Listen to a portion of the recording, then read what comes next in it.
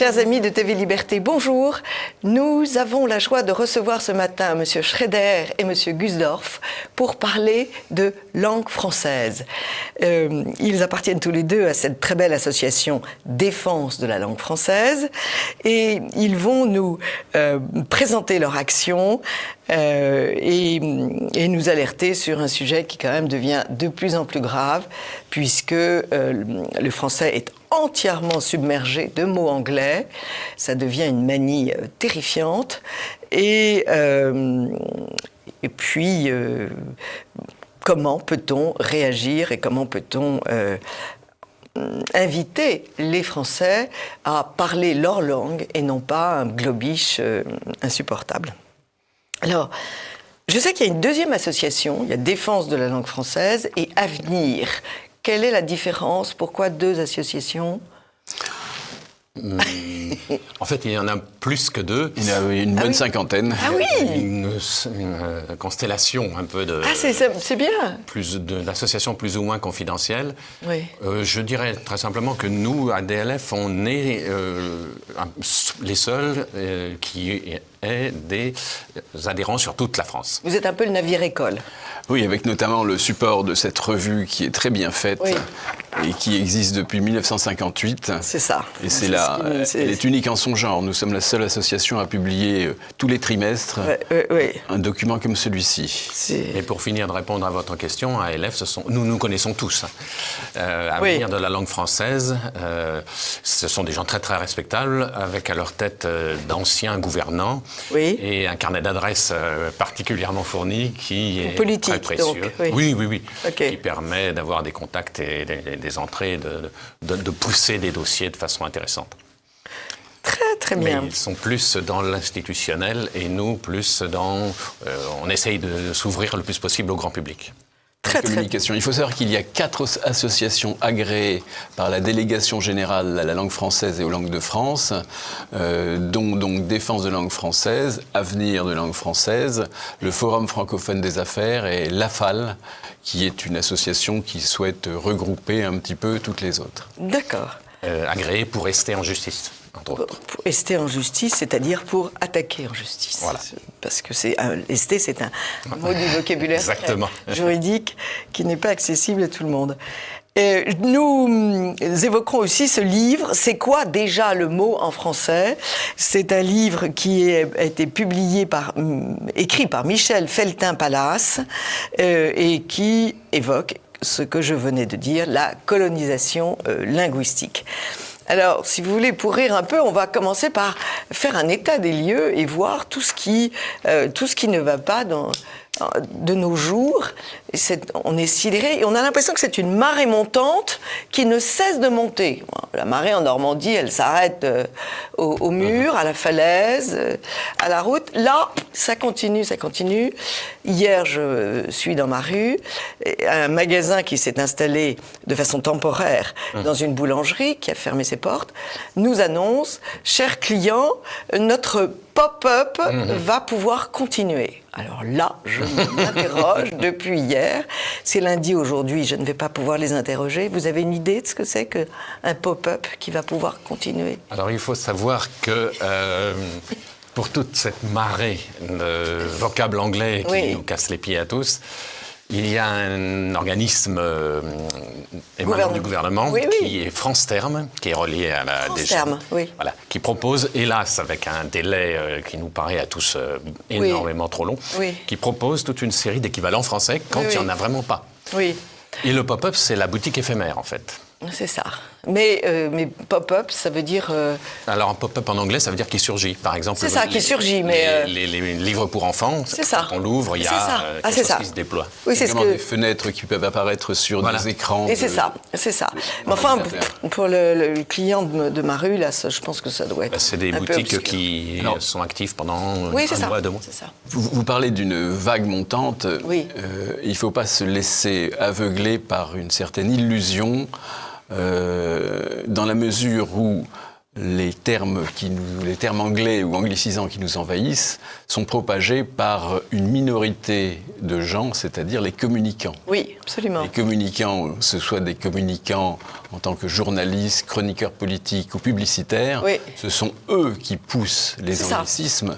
En revanche, la prise sur les populations est très faible. Oui. Il y a des sondages qui sont publiés régulièrement, notamment par la Délégation générale à la langue française et aux langues de France, oui. qui montrent qu'une majorité significative des personnes interrogées se disent agacées ou hostiles par les publicités en anglais. Oui, très bien. Ça, c'est une très bonne nouvelle. Merci, monsieur. Mais c'est vrai que plus il y en a et plus on est terrifié. Enfin, c'est un peu ça qu'on essaye de servir, c'est-à-dire que si vous en avez assez des hashtags, oui. alors qu'en français on a le mot dièse qui a quand même une autre allure, oui. si vous en avez assez de la to-do list, alors qu'il y a la liste de tâches que tout le monde comprend, oui, oui. Si vous en avez assez de etc., rejoignez DLF. Bon, ça c'est une on sera nombreux. Ça c'est une bonne chose. On va donner des exemples quand même parce que. Oui. Alors. Moi, la chose qui m'agace le plus, c'est le cinéma, les titres des films en anglais. Mais je croyais qu'il y avait une loi tout bon. Alors, il faut savoir que pour les films en anglais, il y avait obligation de traduction en français jusqu'à l'année, je ne sais plus combien, 1946 ou 1950, quelque chose comme ça, qui a été un des abandons de la... Conséquence de la victoire vis-à-vis des Anglais. Oui, oui. Exactement comme il y a eu abandon du français comme langue diplomatique à partir dans toute l'Europe, à partir de 1945, de la même façon. C'est 45, ça a vraiment été le... Ah oui, oui, mais le passage décisif, c'est le tournant des années 90. À partir de là, on a vu des films qui, jusqu'à présent, s'obligeaient à avoir des titres français, sortir dans le titre original. Tranquille. Mais encore une fois, la loi tout bon, c'était pour contrer cela. Elle n'est pas appliquée, elle a disparu, on la cherche. La loi tout bon a été, il faut le dire, donc la loi du 4 août 1994, a été largement... amputé de certains de ces éléments par le Conseil constitutionnel. C'est ça. En 1994. Voilà. Ce qui fait qu'aujourd'hui, tu me coupes si tu le juges utile, elle a produit des effets tout à fait bénéfiques dans certains domaines et tout à fait insuffisants dans d'autres. Alors quels sont les domaines où elle a produit des effets positifs ? Il y a d'abord la protection du consommateur, avec la nécessité... Quand vous achetez un bien électroménager, électronique ou autre, d'avoir une notice qui soit en français. Oui, c'est vrai, oui. Alors en général, aujourd'hui, quand vous avez acheté ce genre de bien, vous avez une notice qui a 6, 7, 8 langues. Oui, donc ça a eu un effet très positif. Oui. Un autre effet positif, c'est en matière de relations de travail, de droit du travail, avec l'obligation d'avoir des contrats de travail en français et des contrats entre entreprises également sur le territoire français, en français. En revanche, il y a des effets très insuffisants, ou plutôt des mesures très insuffisantes, qui font qu'aujourd'hui, nous assistons à cette invasion de l'anglais en matière publicitaire. Parce que la loi tout bon a du pouvoir et une relative influence dans le domaine public. Et hélas, dès le démarrage, les juges ont estimé qu'ils n'étaient pas concernés pour tout ce qui concerne la publicité. Il y a deux réflexions. C'est pourquoi le Conseil constitutionnel a trouvé utile de limiter la loi tout bon. Mais enfin, quand on voit les décisions du Conseil constitutionnel, c'est toujours à l'encontre de la France qu'elles sont faites. Donc, c'est la première chose. Et puis, deuxièmement, je ne vois pas pourquoi les juges, mais même réflexion que pour le Conseil constitutionnel, les juges ne sont pas particulièrement préoccupés du français moyen. C'est le moins qu'on puisse dire. Alors, ils ont décrété dans tous les domaines. Que cette loi était imprécise ou que cette loi était mal rédigée, etc. C'est ça. Du coup, on essaye de l'améliorer. Alors, il y a également la question des autorités de régulation. Pourquoi est-ce que ça fonctionne en matière de protection du consommateur, avec les notices en français ? C'est grâce à la DGCCRF, Direction générale de la concurrence, de la consommation et de la répression des fraudes, qui fait respecter ça avec des amendes à l'appui. C'est ça. Et nous, ça marche très bien. Pour la langue française, il n'y a pas cet organisme ? Ça marche également en matière de droit du travail, parce que vous avez les syndicats qui sont intransigeants et les entreprises qui s'exposent à de fortes amendes si elles ne respectaient pas ces notions de contrat en français. En revanche, pour ce qui concerne la publicité et pour ce qui concerne le langage des médias, nous avons des autorités de régulation qui sont, comme le dit Jacques Toubon, compréhensives. C'est ça, oui. C'est-à-dire que nous avons d'une part l'autorité de régulation professionnelle de la publicité, pour tout ce qui est texte publicitaire, et de l'autre l'ARCOM, qui ne sont pas enclines à prendre des mesures très vigoureuses pour le respect de la langue française. Non, absolument. C'est pour ça que nous militons, avec d'autres, pour que cette loi Toubon soit modernisée. Oui. Et on comptait bien le faire l'an dernier, en 2024 plutôt. Il y avait 30 ans de la loi Toubon. Ah oui. L'ARCOM, quand on en parle, le sobriquet que tout le monde connaît de ceux qui ont entendu parler de l'ARCOM, c'est le gendarme des médias. Oui. Et eux proclament en permanence, mais intervention après intervention, nous ne sommes pas le gendarme des médias.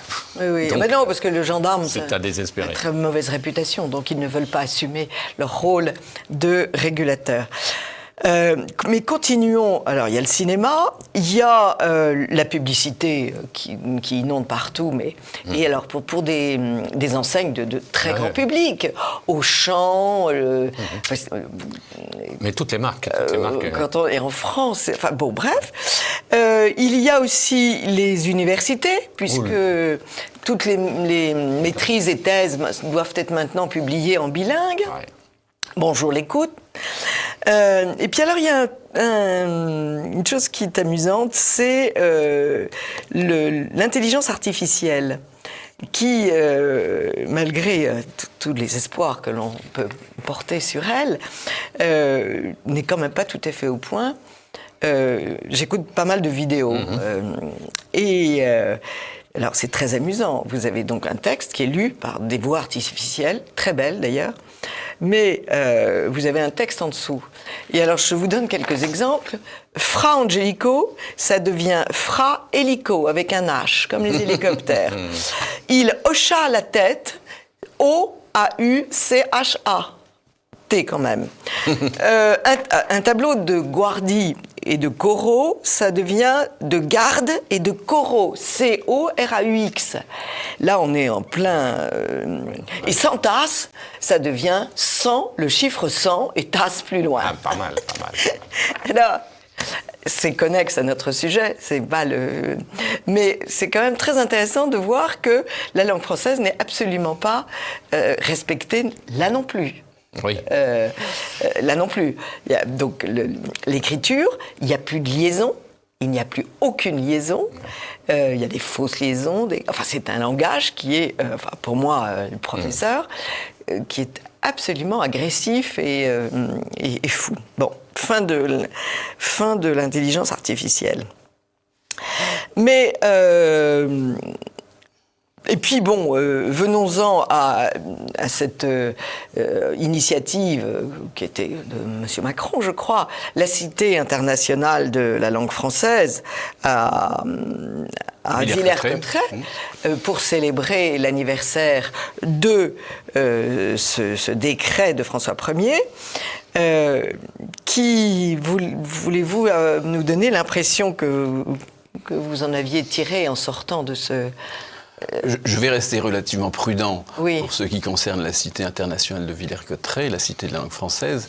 Je relève néanmoins que des critiques se font entendre de plus en plus sur, d'une part, la conception même de certains éléments de cette cité, et de l'autre sur son succès auprès du public. Absolument. Nous avons notamment Jean-Marie Roire, qui s'est élevé fortement contre la façon dont cette cité était organisée et gérée. Oui. Il y a des articles de presse qui sont sortis, je pense que ça n'est pas terminé.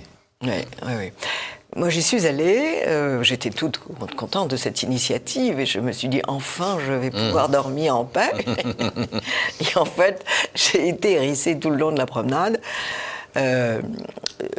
Sans être violente, toute la partie début de la langue française est fort bien faite. Nous avons des grands personnages qui parlent, des portraits d'abord, et puis ensuite, le problème c'est qu'après il y a des vidéos, et on a fait la part belle aux populations qui à travers le monde parlaient le français, et on a donné la parole, non pas à ceux qui étaient contents de parler le français, mais à ceux qui utilise la langue française comme un argument sur l'oppression de la colonisation. Alors là, on est absolument effaré, d'autant plus que j'ai suffisamment étudié ces domaines pour savoir que j'ai enseigné en Afrique. Le français a été un élément d'unité à travers tous ces peuples et qui n'avaient pas du tout le même dialecte, donc qui ne pouvaient pas se comprendre. Ils ne pouvaient se comprendre qu'en utilisant le français, donc c'était un grand lien. Et puis il faut souligner le rôle d'un certain nombre de grammairiens et beaucoup de prêtres qui ont créé des lexiques, notamment en Martinique, pour que les gens prennent possession de leur propre langue. Donc ces langues étaient des langues orales et ils ont inscrit ces langues dans le marbre. Donc, à tous les points de vue, la langue française a tout de même été extrêmement bénéfique. Donc, que ce point de vue-là n'ait pas été souligné, c'est quand même... Comme souvent, c'est aussi une question d'ignorance coupable de l'histoire, parce qu'il y a des témoignages... Oui, cher monsieur, là, l'ignorance, non, on a donné l'organisation de cette exposition sur les deux derniers siècles à des gens qui pensent... Une politisation. Qui pensent que la France est une horreur, les Français sont d'affreux colonisateurs. Et je voulais dire qu'il y a des témoignages qu'on devrait diffuser plus. Évidemment. En 1962, quand il y a eu l'indépendance d'un grand nombre de pays africains, au Sénégal, Léopold Sédar Senghor, qu'on ne présente plus, qui était un normalien, camarade de Pompidou, a dit au général de Gaulle qu'il les félicitait, vous êtes enfin un pays indépendant et tout et tout. Il s'est tourné vers lui, il lui a dit, mon général, la langue française, est-ce qu'on peut la garder ? C'est joli. Très, très joli. Il voyait bien que c'était... Senghor, c'était quand même un sacré personnage. Et alors, sur votre... la couverture de votre belle revue, Défense de la langue française, il y a une citation de Boualem-Sansal, « Faire du français une cause nationale, une affaire de sécurité nationale, c'est une question de toute première importance, de vie et de mort. » C'est clair. Tout à fait.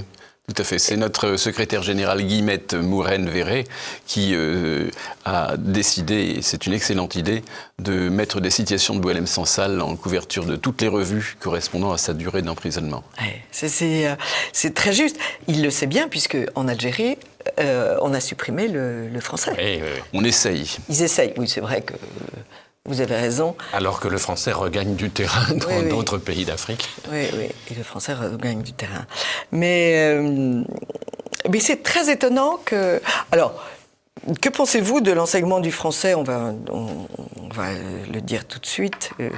On va continuer sur le globish, sur cette invasion de l'anglais.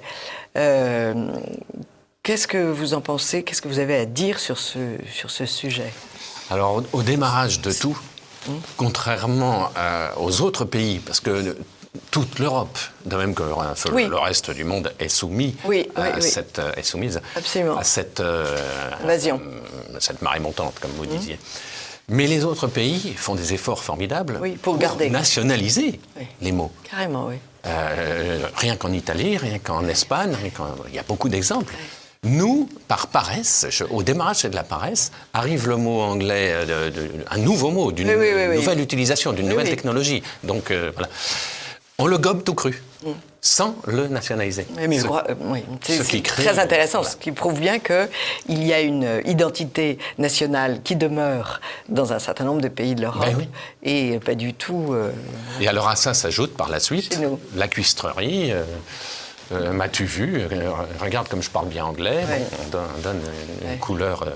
Lors d'une réunion qui a eu lieu il y a une quinzaine de jours au Sénat, monsieur Sauvé, qui est un ancien vice-président du Conseil d'État, a eu un terme très éloquent à ce sujet. Il a parlé de trahison d'éclair. Carrément. C'est le titre de l'ouvrage de Julien Benda, qui date maintenant, mais qui est toujours...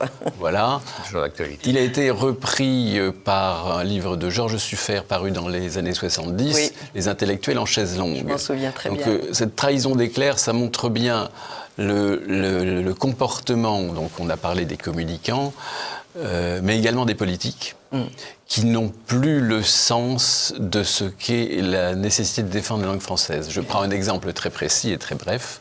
Nous avons eu, voici 18 mois à peu près, une conférence de presse de la ministre des Sports, qui s'appelait à l'époque Amélie Oudéa-Castéra, sur des événements qui s'étaient produits au Stade de France peu auparavant. Et au cours de cette conférence de presse, la première question a été posée en anglais par un journaliste britannique, ce qui était une volonté de discourtoisie. Bien sûr. On sait très bien ce qui se serait passé si cet incident avait eu lieu dans les années 60 ou même 70. On aurait prié ce monsieur de bien vouloir reformuler sa question en anglais. Non seulement Mme Oudéa-Castéra n'a rien dit, mais elle a répondu en anglais, et comme elle avait du mal à rassembler ses idées, à les traduire correctement, ça s'est terminé par une certaine confusion linguistique. Voilà, c'est l'exemple même de ce qui se passe au niveau du pouvoir, où on a des gens qui sont plus soucieux d'essayer de se faire comprendre par le plus grand nombre. Vous voyez le discours de Macron à Davos, qui était peut-être un bon discours. Il était en anglais. Prononcé en anglais. En anglais, absolument. Dans un anglais d'une prononciation, quand j'ai découvert ça. Tout à fait, que de montrer un certain sens de l'État en défendant la langue française. C'est ça, non, c'est ça. C'est quand même une habitude qui vient de très haut. Et c'est pour ça que j'ai appelé cette émission « L'esclave ». Parle la langue du maître, qui est une phrase de Paul-Marie Couteau dans un très beau livre qui a déjà, je crois, 20 ans aussi, et qui est à lire parce qu'il exprime bien cette espèce de soumission hallucinante. Alors, on n'a pas encore parlé de la presse féminine, mais je ne résiste pas à... Alors, c'est une presse que je ne connais pas du tout, parce que je m'en occupe pas.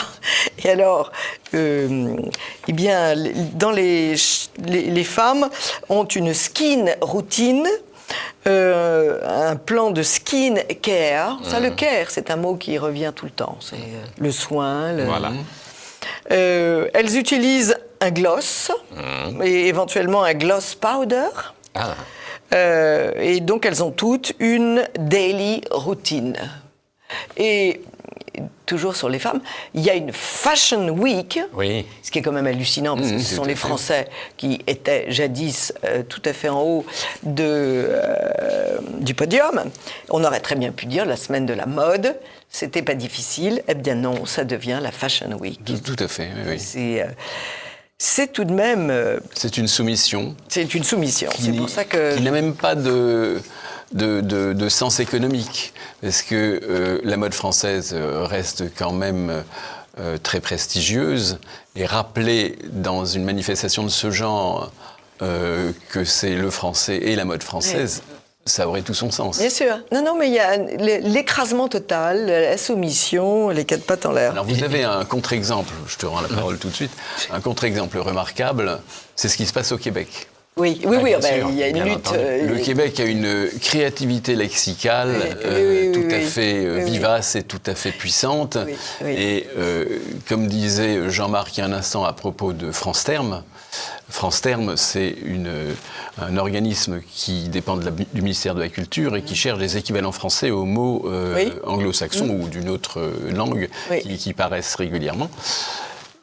Jean-Marc parlait précisément des délais excessifs dans lesquels ces traductions étaient proposées, ces équivalents français étaient proposés.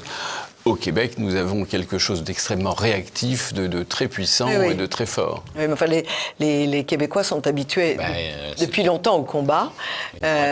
Et un Québécois, il vit dans un climat très froid, c'est un être assez costaud. Et tout ça fait des gens qui ont le sens du combat. Nous, en France... Absolument. Nous avons des exemples en matière de publicité où Evian, qui a fait une campagne en Europe sur The Mountain of Youth, au Québec, ils ont été contraints de la décliner sous le nom La Montagne de la Jeunesse. Évidemment. Et vous avez également un organe de presse qui s'appelle partout The Conversation.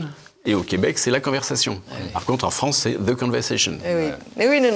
C'est très, très juste. Alors, mais juste pour terminer là-dessus, l'argument principal qu'on nous met dans les oreilles à chaque fois, c'est oui, mais on met ça en anglais parce qu'il faut bien le mettre dans la langue internationale. Dans la langue internationale. Non, la langue internationale. La cible, en fait, c'est les jeunes. C'est la clé. Bien sûr. Tous les jeunes à qui je demande, mais est-ce que le français est une langue internationale ? Oh non! Oui, c'est ça. Bah oui, ils ne sont pas au courant de la francophonie. Non. Ils ne sont pas au courant qu'on est la deuxième langue qui est présente sur Ils sont déjà vendus. Bah, écoutez, ils marchent en Nike et ils ont tous des jeans sur les fesses, que ce soit les hommes et les garçons. Donc il n'y a aucune raison qu'ils reviennent à une vision française des choses. Hein. Ne désespérons pas. Non, mais moi, je déprime un peu, j'avoue. Ce qui est très amusant, c'est que vous avez donné écho à ce prix de la carpette anglaise qui avait été créé par Philippe de Saint-Robert. Et vous la remettez cette année l'année dernière, à Madame Stéphane Palaise, PDG de la Française des Jeux, cet organisme qui pompe l'argent des pauvres gens, avec le loto, là, et qui décide de rebaptiser la FDJ en FDJ United. Ça, c'est quand même délicieux. United de quoi, on ne sait pas très bien, juste pour signifier une ouverture à l'international. Mais est-ce qu'on gratte les petits tickets en Angleterre, les petits tickets de la FDJ à Londres ou à... Bonne question. La Française des Jeux a une implantation internationale aujourd'hui. C'est vrai ? Oui, tout à fait. Ils ont racheté un certain nombre d'entreprises de même activité à l'étranger, mais je ne vois pas pourquoi on gratterait plus facilement sous le nom de FDJ United que sous le nom de Française des Jeux. Oui, non, c'est le snobisme. Et alors vous, Monsieur Gusdorf, vous avez fait un article que j'ai beaucoup aimé, c'est « Deal Deal ». Deal, D-E-A-L, et ça c'est fantastique. Est-ce que vous pouvez en parler ? Et c'est assez extraordinaire. Nous vivons une époque où tout le monde pointe du doigt, à tort ou à raison, peut-être à raison plus qu'à tort, le président des États-Unis, Donald Trump, qui est quand même, qui est un petit peu la bête noire des médias. S'agissant de ses initiatives dans de multiples domaines. Mais très curieusement, cette espèce d'hostilité à l'égard de Trump se double d'une adoption assez systématique de son vocabulaire. Aujourd'hui, dans les médias, on n'entend plus marché, on n'entend plus accord, on n'entend plus les mots de ce genre, on n'entend que deal. Absolument, c'est très intéressant. On parle même maintenant, j'ai entendu à plusieurs reprises sur l'audiovisuel de service public, parler de deal face-to-face, ce qui est proprement consternant. Donc on a du mal l'apothéose. On a du mal à voir en quoi l'hostilité à l'égard de Trump devrait se conjuguer par l'adoption de son vocabulaire. À partir du moment où Bruxelles promeut le Green Deal et que tous les médias français reprennent Green Deal au lieu de Pacte Vert, il n'y a pas trop à se demander pourquoi. Alors, ce qui m'amuse, c'est que nous sommes à une époque où les convertisseurs de linguistique sont extrêmement répandus. Maintenant, on vend des petits appareils, 35 à 40 euros, dans lesquels vous parlez dans votre langue, et immédiatement, la phrase sort dans la langue que vous lui demandez. Donc, il y a un progrès. Alors, ne parlons pas de ces conférences internationales où il y a 5 traducteurs dans des salles vitrées et qui envoient dans les oreilles des participants le texte dans la langue qu'ils veulent. Donc, c'est quand même vraiment une volonté, c'est ça qui me fascine, c'est la volonté de suprématie. Cela dit, la volonté de suprématie des anglo-saxons, on la connaît depuis des siècles. Donc, le pire, c'est peut-être pas ça. La volonté de suprématie, je suis pas sûr qu'elle soit si présente ou si délibérément présente. Le pire, c'est quand même le panurgisme et la servilité des médias. Des médias français. Des médias français, qui n'ont pas besoin de se voir imposer quoi que ce soit de l'extérieur pour s'exprimer de cette façon-là. Vous avez tout à fait raison, mais je tiens quand même à cette idée de suprématie. J'ai beaucoup voyagé, hein. Vraiment j'ai tourné ma bosse. J'ai toujours essayé, dans la langue du pays, de parler en espagnol, en anglais dans les pays anglophones, ou en italien. Toujours. Je suis frappée quand je me promène à Paris, j'ai une tête souriante, alors on vient me demander, dans un parfait américain, où est ceci, où est cela ? Et je suis obligée de répondre toujours, en anglais, est-ce que je suis supposée parler américain ? Alors là, il y a un blocage. mais ils sont chez eux partout. Oui. Et ils ont tellement infiltré les esprits que les journalistes aujourd'hui font des citations de phrases anglaises. C'est ça. Sans traduction. Ah, carrément maintenant, oui. Parce que tout le monde est censé comprendre l'anglais. Alors, est-ce qu'il n'y a pas au départ, je vous l'ai dit, je suis un ancien prof, est-ce qu'il n'y a pas un défaut de la transmission et de l'admiration de la langue française? Est-ce que cette idée de faire apprendre l'anglais dès 3 ans, là, ça m'horripile. Non, à 3 ans, un enfant apprend sa langue, il n'apprend pas l'anglais. Est-ce que les profs n'ont pas baissé les bras? Les profs de français. Je suis extrêmement déçu par le corps enseignant. Moi aussi, je suis un ancien enseignant, par le corps enseignant, qui baisse les bras, mais de manière presque systématique. C'est une vraie horreur. Oui. Ils viennent de supprimer l'enseignement du passé simple. Ah oui, carrément. C'est au-dessus d'eux, ils n'y arriveront pas. C'est ça, oui. Ah bon? Ils n'y arriveront pas. Oui, alors que le problème d'un prof, c'est justement d'aller au-delà des capacités. Si on n'a pas cette idée-là au départ, on va rétrograder très vite. On doit tirer les élèves vers le haut. Absolument. Ça, c'est une chose. Mais juste pour terminer sur les profs, en histoire, j'ai été particulièrement choqué de lire un jour une interview de 2 professeurs d'histoire, collègues, qui disaient aux journalistes qui les interviewaient, attention, nous, on n'est pas là pour faire aimer l'histoire de France. Oui. J'ai envie de leur répondre, vous êtes là pourquoi? Qu'est-ce que vous faites là au milieu? Je vais le dire en anglais, il y a une erreur de casting. Complète. De distribution. Il y a un monsieur tout à fait remarquable qui s'appelle Rachid Santaki et qui popularise les dictées, les grandes dictées publiques dans tous les secteurs, que ce soit bien sûr dans l'établissement scolaire, mais également sur la voie publique, dans les théâtres, etc. Et il a une formule très juste, écoutez, si vous trouvez que la langue française est trop difficile et qu'il faut la simplifier, dans ce cas-là, prenons l'équivalent en athlétisme, supprimons le 5000 mètres et le 10 000 mètres et bornons-nous à faire des 100 mètres. Là, vous me ravissez avec cette comparaison sportive. Voilà, exactement. C'est quelqu'un de remarquable. Oui, l'Annapurna, c'est inaccessible aussi. Tout à fait. Il faut faire le Mont Blanc ou la butte Montmartre. C'est très juste ce que vous dites, mais on a l'impression qu'ils ont perdu la foi. Parce que bon, si on se destine à l'enseignement du français, c'est qu'on aime sa langue, c'est qu'on la choisit, c'est qu'on l'aime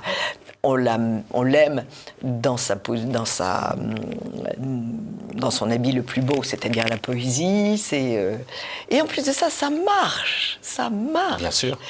Il y a encore 3 ou 4 ans, j'étais prof dans un petit collège d'un certain lieu, et je faisais une initiation à l'expression orale par la poésie.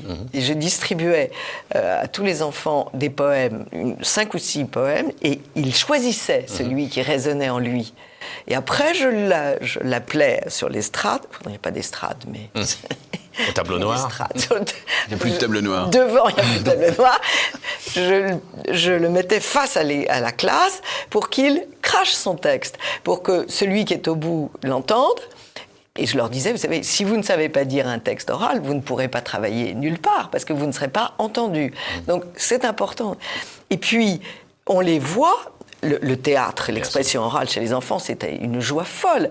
On voit des enfants qui sont recroquevillés, les épaules rentrées, qui baissent les yeux, tout d'un coup s'épanouir parce qu'ils ont trouvé un poème qui dit leur joie, leur peine, leurs aspirations. C'est très étonnant. Or, la poésie a complètement disparu. Hélas. Et la poésie a pratiquement disparu. On va pas être pessimiste, me dira M. Gusdorf. Elle s'est réfugiée un peu dans la chanson. Elle s'est réfugiée un peu dans la chanson. Oui, française. Absolument.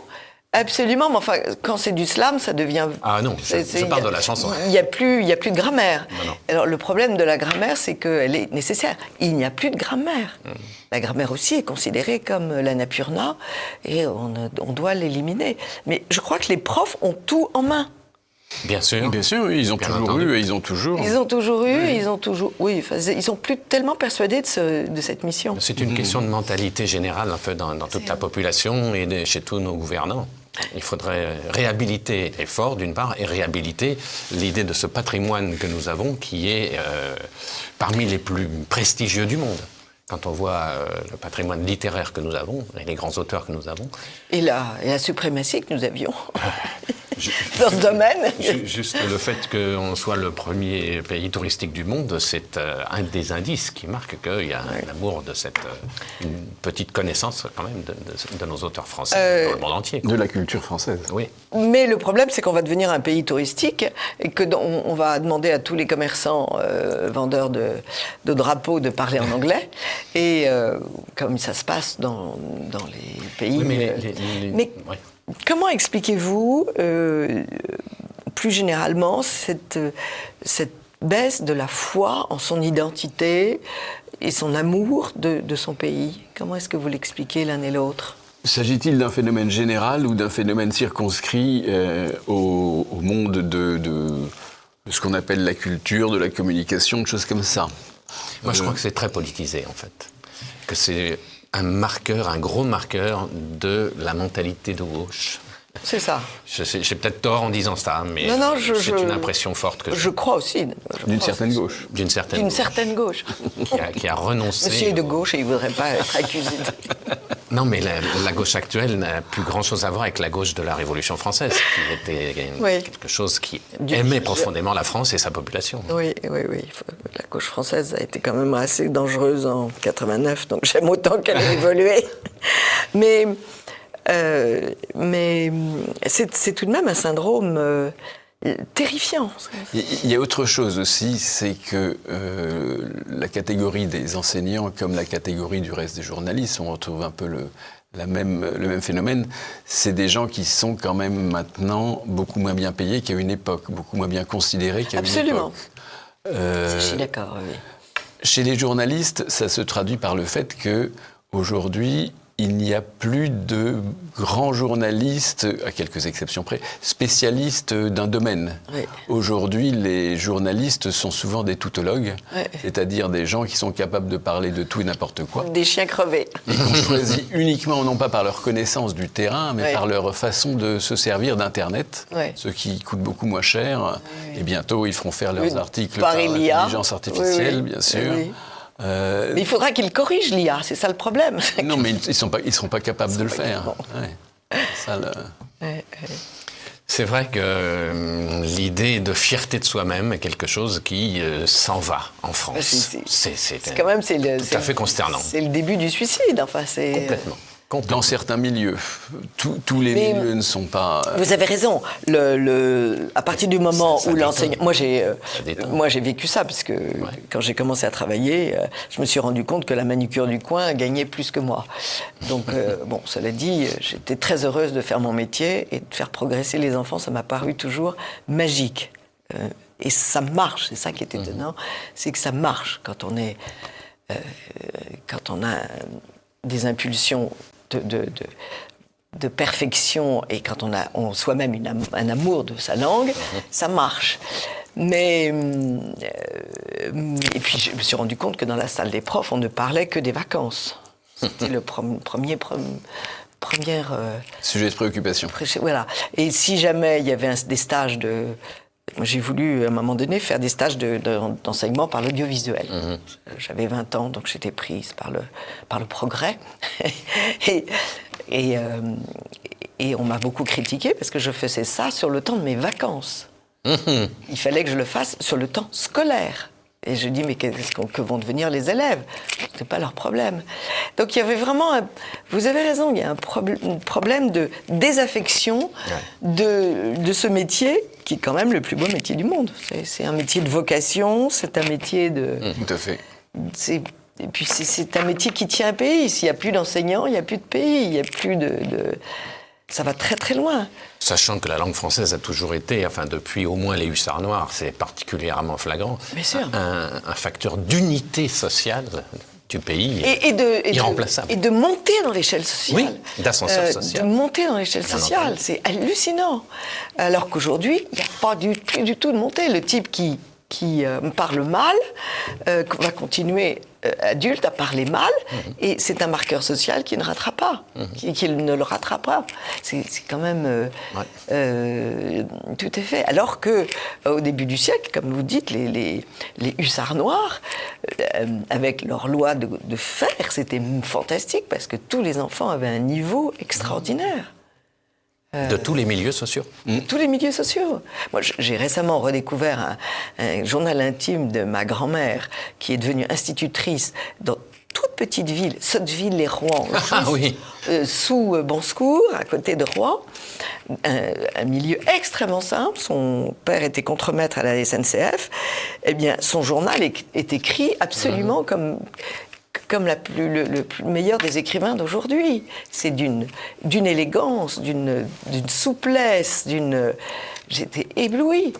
Sur le fond comme sur la forme, j'imagine. Bien évidemment. Et on Je ne parle pas du fond. Et on faisait attention de ne pas faire de fautes d'orthographe. Alors qu'aujourd'hui, les échanges dans le monde du commerce, les gens écrivent à la volée, envoient immédiatement sans se relire. C'est-à-dire qu'il y a des correcteurs d'orthographe qui leur donnent l'illusion que ils sont tranquilles, toutes leurs fautes vont passer, vont être effacées. C'est une hérésie. C'est une erreur, et puis ils ne se posent jamais la question de la règle. Comme la machine leur parle, ils appliquent et ils passent à autre chose. Mais encore une fois, je suis contente d'être arrivée à cette conclusion. Tout dépend des professeurs. Et il faudrait peut-être moins engager de fonctionnaires sur la voirie et payer davantage les fonctionnaires, les écoles. De ne pas freiner les écoles privées, parce que ça, c'est la grande mode. Aujourd'hui, ils apprennent le français, ça, c'est pas bien.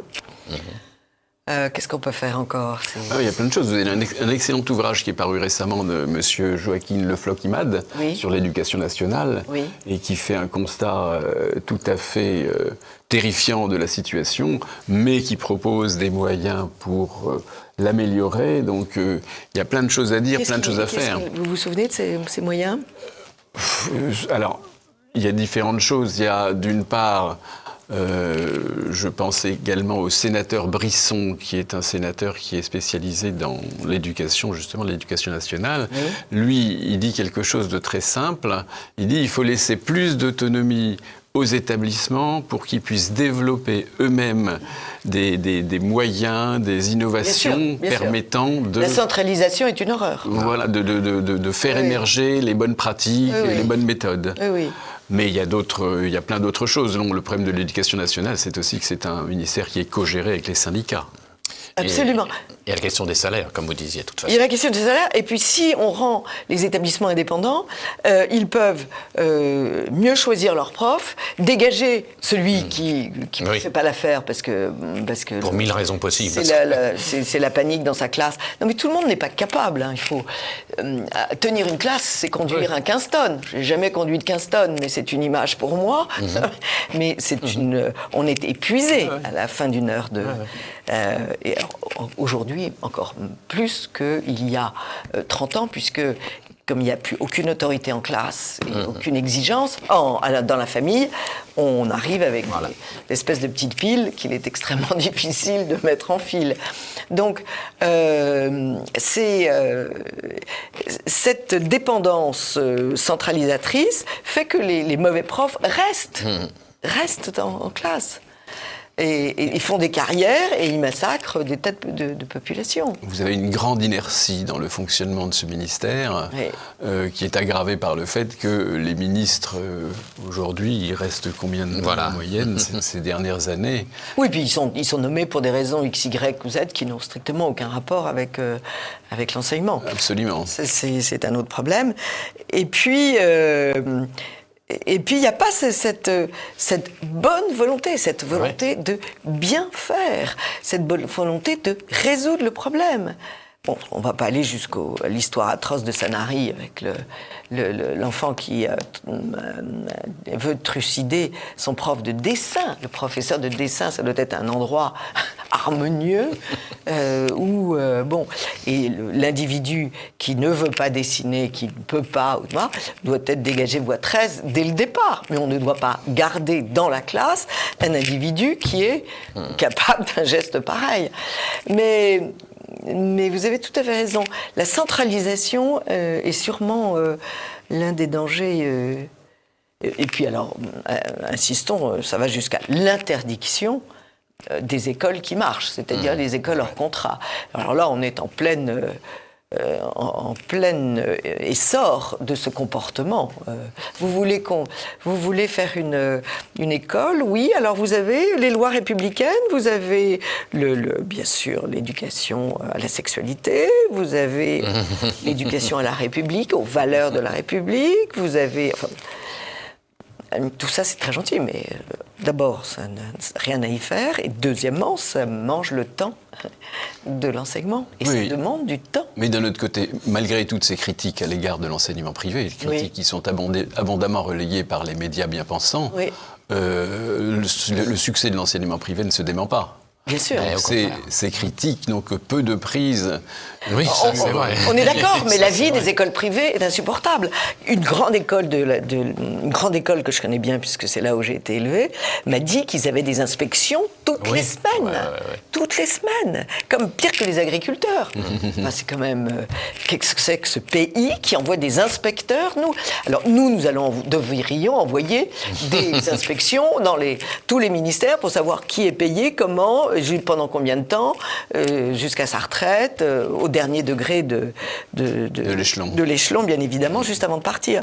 Mais on est là, on va très mal. Mais je suis très contente que nous soyons arrivés à cette conclusion. Il faut de nouveau redonner la parole aux professeurs qui aiment la langue française. Et les choses rentreront dans l'ordre. Messieurs, merci beaucoup. Monsieur Gusdorf, Monsieur Schrader, merci beaucoup.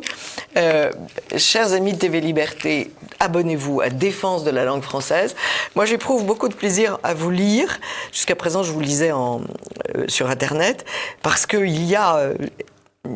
mille et une choses passionnantes et tous ceux qui sont amoureux de la langue française, et je sais que dans cette émission il y a beaucoup d'amoureux de la langue française, donc il faut vous abonner. On donne une adresse ? 222 avenue de Versailles. Il y a toutes les coordonnées dedans. À Paris, 16e arrondissement. Il y a toutes nos coordonnées et toutes nos activités. Eh bien écoutez, merci beaucoup et bravo pour ce beau travail que vous faites.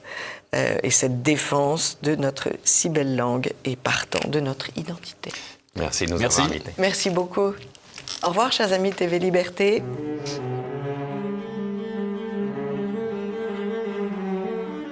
Chers amis de TV Liberté, nous filons au cinéma. Nous, toujours avec Renaud de Bourloff et ses bonnes idées. Bonjour Anne, et merci pour les bonnes idées. Et il a... eu la suggestion d'évoquer des films religieux, puisque nous sommes au milieu du carême. Exactement, une chronique cinéma avec une thématique un peu particulière pour changer. C'était une très bonne idée. Alors je vous écoute, Renaud.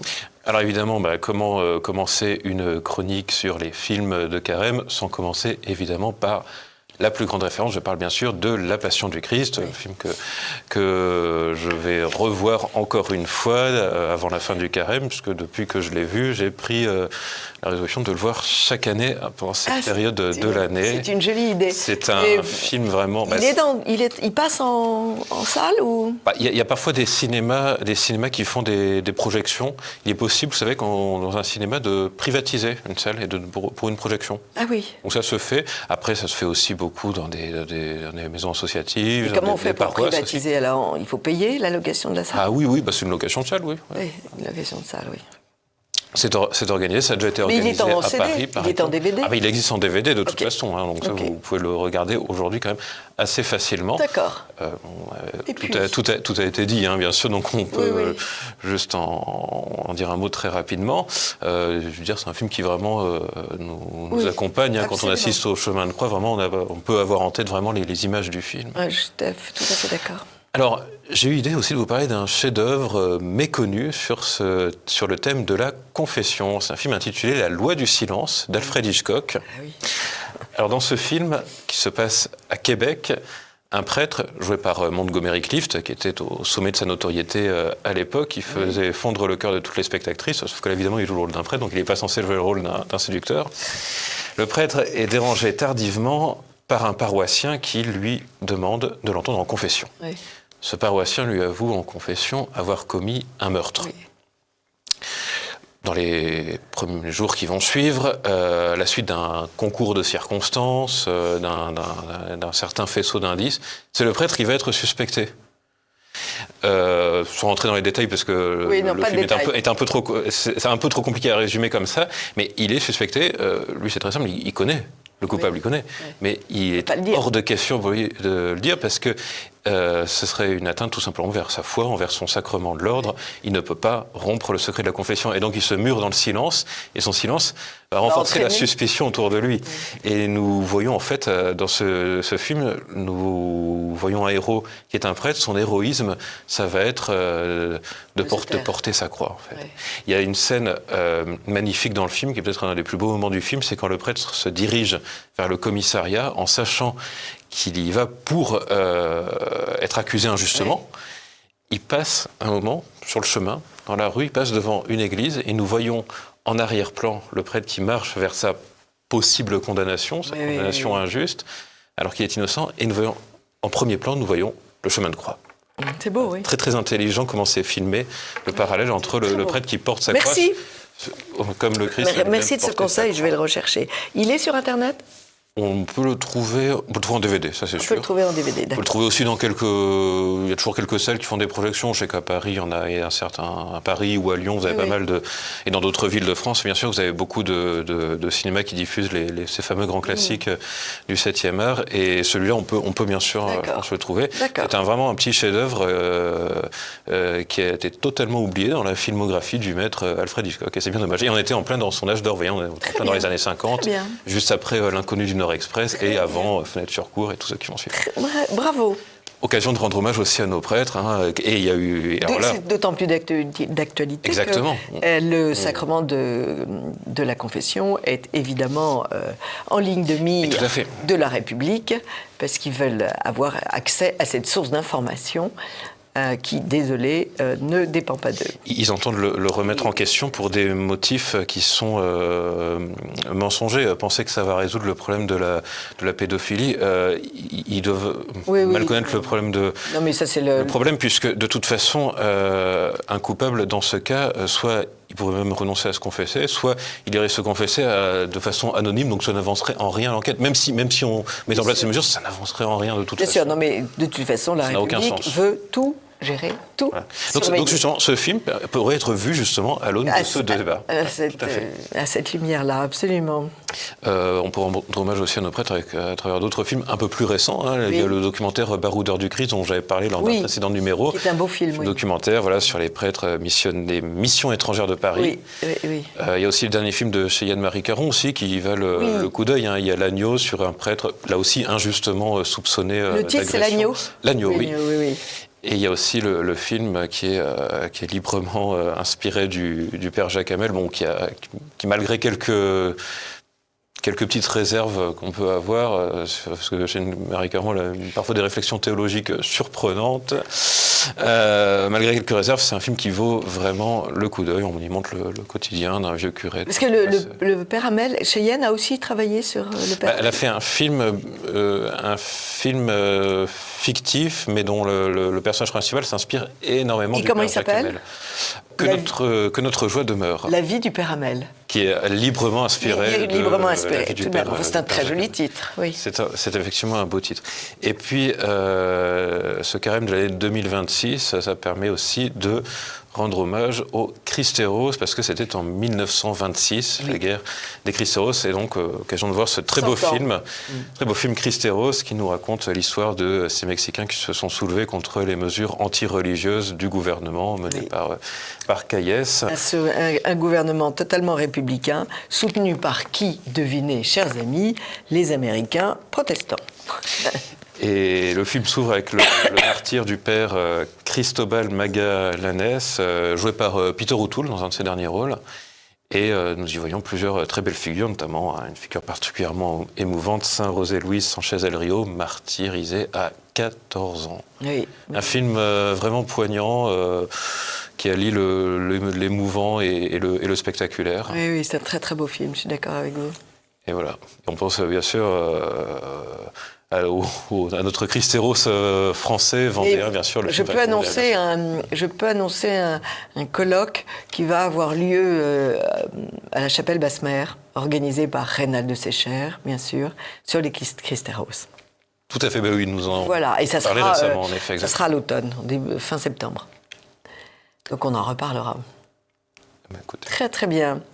Moi, je peux vous signaler la société de production Sage Productions, qui est une source de films que l'on peut acheter sur Internet et qui sont de très grande valeur. Je vous rappelle, je vous en ai souvent parlé, mais cette histoire de cette sainte italienne qui... ah oui, vous aimez beaucoup en parler, en effet. Oui, j'aime beaucoup en parler parce que, je vais vous dire, c'est un... En un temps où on parle sans arrêt du féminisme et des femmes dans l'Église et de ceci et de cela, c'est un film très beau d'une religieuse italienne qui est dans un couvent en Italie, mais qui a un peu trop d'énergie pour ce couvent, et elle veut partir en mission. Chacun a un charisme. Chaque religieux a un charisme. Il y a des religieux qui sont bien dans une paroisse, il y en a d'autres qui sont bien dans un couvent, et les troisièmes qui sont bien sur les routes indiennes, chinoises, ou comme Saint François Xavier. Et elle veut créer une mission en Chine. Alors, elle va voir son évêque qui lui dit « Tiens-toi tranquille, ma petite ». Elle va voir le pape et elle se dit...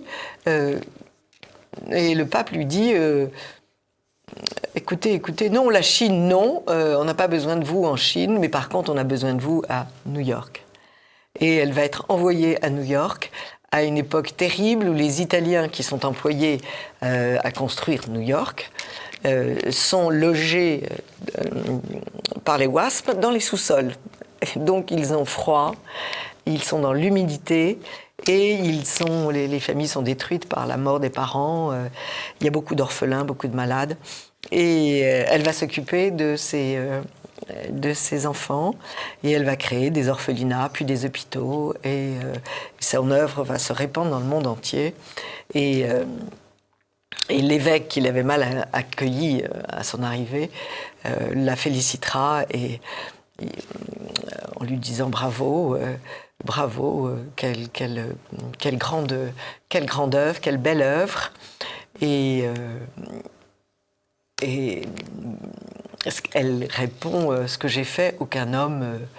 J'aimerais avoir plus d'hommes pour faire cela. Et elle répond ce que j'ai fait, aucun homme ne le ferait. Et je vous dis que j'ai une petite fille, déjà un peu féministe à 10 ans, qui a été absolument enthousiasmée par cette réponse. Donc, si vous voulez, le voir avec des enfants, c'est très intéressant de voir leur réaction. Voilà. Et je vante la vision de ces films en vidéo à la maison avec vos enfants et les petits-enfants autour. Voilà pourquoi j'aime ce film. Voilà, très bonne suggestion. Oui, plus toutes les vies de saints.